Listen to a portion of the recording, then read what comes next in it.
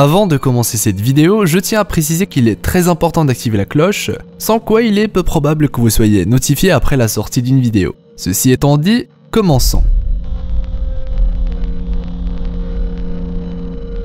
Bon, si d'habitude je me plais à vous proposer des analyses et théories autour du Marvel Cinematic Universe, et ce pour le grand plaisir des explorateurs d'univers, je me dis que de temps en temps ça pourrait être cool de parler également des fuites, et des nombreuses informations et donc de théories auxquelles ils peuvent donner naissance. J'adore cette intro. Comme pour les autres vidéos qui traitent de fuites sur la chaîne, les informations présentées dans cette vidéo sont à prendre avec des pincettes.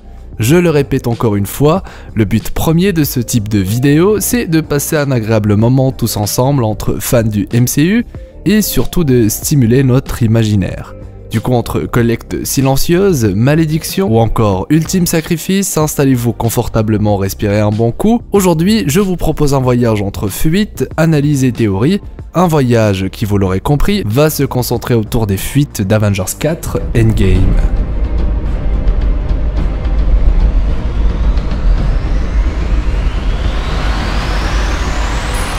Avant d'entrer dans le vif du sujet, il est important de noter que certains éléments présentés dans cette vidéo peuvent réellement faire partie d'Endgame. Il y a par exemple le cas de Ronin, dont les leaks datent de plusieurs mois déjà, et qui se sont révélés juste après le visionnage de la première bande-annonce du film.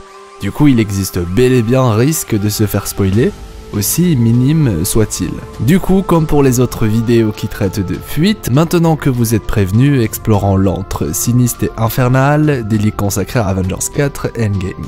Ce script leak commence entre autres avec Ant-Man qui explore la dimension quantique, puis qui finit par tomber dans un vortex temporel. Il n'est pas précisé s'il fait exprès de l'utiliser ou non, mais d'après le leak, Scott Lang se rend compte qu'il a fait une erreur quand il a réalisé qu'il est retourné sur Terre, mais en 1996. Je ne sais pas si l'utilisation des vortex temporels sera vraiment le moyen pour les Avengers restants de voyager dans le temps, mais il est vrai que c'est un moyen pour Ant-Man de quitter la dimension quantique. Désormais, on le sait, Captain Marvel n'a aucun lien particulier avec cette dimension.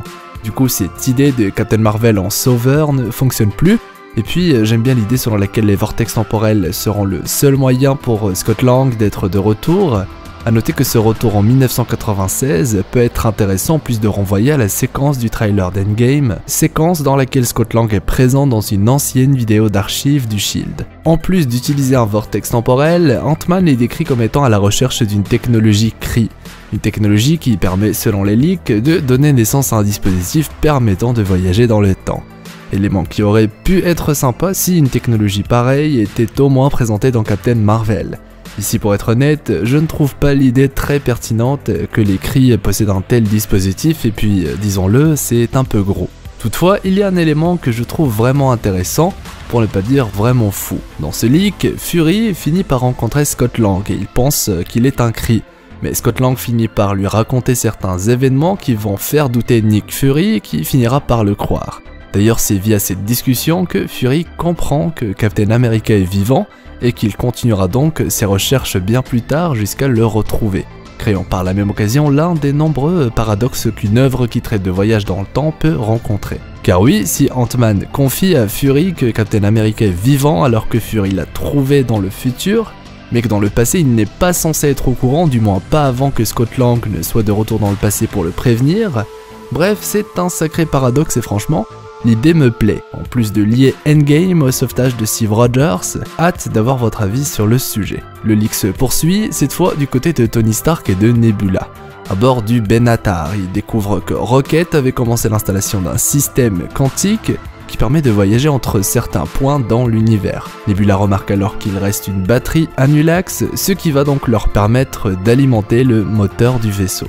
Ce qui renvoie d'une certaine manière à la scène du trailer. A noter qu'en plus de la batterie Annulax, Tony peut se servir de ce qui reste de son armure nanotechnologique, mais aussi de Nebula qui, rappelons-le, est une sorte de cyborg et donc qui peut également fournir certaines pièces si cela se révèle être requis. Une fois de retour, Tony débutera alors entre autres la création de l'armure Rescue, armure que Pepper utilisera pour le sauver à un moment donné du film. Ce leak évoque également Captain Marvel et pour le coup, c'est probablement l'information la plus intéressante du leak. Je préfère tout de même relancer un spoiler alerte. La suite concernera Captain Marvel, du coup si vous n'avez toujours pas regardé le film, passez votre chemin. Je disais donc, on retrouve Captain Marvel sur Titan, qui serait donc allée à la recherche de Thanos. D'ailleurs elle n'est pas seule, Roman Day l'accompagne également dans cette folle quête. Après s'être retrouvé sur Xandar, Day finit par convaincre Carol Danvers de se lier à lui pour aller combattre le Titan fou, mais une fois sur place, les deux personnages se font totalement dépasser par les pouvoirs du gant de l'infini. Thanos finit alors par attraper Captain Marvel et comprend que ses pouvoirs viennent de la gemme de l'espace, ce qui pour le coup est assez intéressant sachant que ce leak date de bien avant la sortie du film de Captain Marvel, film dans lequel on découvre entre autres que les pouvoirs de Carol Danvers sont liés au Tesseract. Il utilise alors le gant de l'infini contre Carol Danvers et commence à extraire toute son énergie, et heureusement pour elle, Day intervient et sauve alors Captain Marvel d'une mort certaine. Toutefois, ce qui est fait, et Captain Marvel n'est plus aussi puissante qu'après l'extraction de ses pouvoirs via la gemme de l'espace. Ah oui, et pour ceux qui ne le savent pas, Roman Day est assez puissant dans les comics en plus d'être le mentor de Nova. Dans le MCU, et histoire de raviver vos souvenirs, on le voit dans le premier film des Gardiens de la Galaxie. Une belle manière de faire encore une fois le lien avec d'autres films, en plus de donner de l'importance à de vieux personnages. Je disais donc, concernant Captain Marvel, je trouve l'idée vraiment intéressante de réduire ses pouvoirs qui sont clairement bien trop cheatés, même si on se doute que ce nerf ne sera effectif que durant ce film. Ça va également permettre au film de nous montrer clairement qu'un combat classique contre Thanos est impossible, du moins tant qu'il possède son fameux gant de l'infini. De retour chez nos Avengers restants, sur Terre, Tony part au Wakanda pour faire des essais sur le vibranium. Une idée en tête, créer son propre gant de l'infini.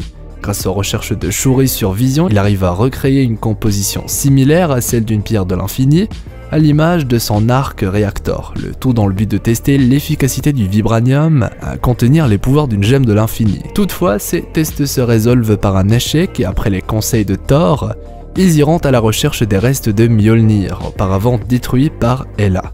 D'après Thor, Mjolnir était à base de Uru, même métal utilisé dans la création du gant de l'infini de Thanos ou encore de Stormbreaker, et seul moyen pour Tony de se créer également un gant de l'infini. Ronin est donc parti infiltrer les Yakuza dans le but de récupérer les morceaux de Mjolnir en leur possession. Alors oui, pour le coup, vous savez très bien ce que je pense de la création d'un deuxième gant de l'infini.